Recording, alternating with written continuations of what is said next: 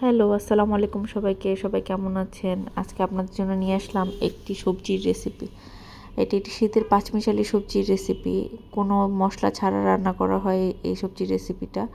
আপনারা ট্রাই করে দেখতে পারেন, নিশ্চয়ই খুব ভালো লাগবে। প্রথমে একটি পাত্রে পরিমাণ মতো তেল দিয়ে দেওয়া হলো, তারপর দেওয়া হলো 2টি তেজপাতা। তেজপাতার মধ্যে একটু ভাজি হওয়ার পরে সেখানে মসুর ডাল ধুয়ে রাখা সেটা দিয়ে দেওয়া হলো, সঙ্গে কুচিয়ে রাখা কাঁচা পেঁয়াজ, কয়েক ফালি মরিচ, একটু সামান্য একটু হলুদ শুধুমাত্র রঙের জন্য, আর পরিমাণ মতো লবণ। এটা একটু ভাজি হলে ধুয়ে রাখা সবজিগুলো দিয়ে দেওয়া হলো। সবজির মধ্যে আছে ফুলকপি, মিষ্টি কুমড়া, মিষ্টি আলু, বরবটি, কিছু বেগুন।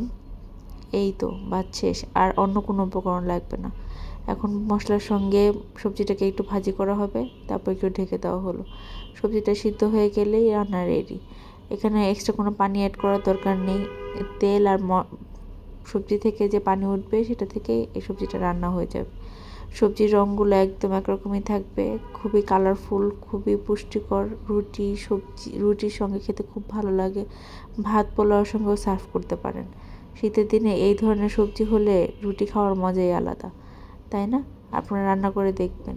ধন্যবাদ সবাইকে।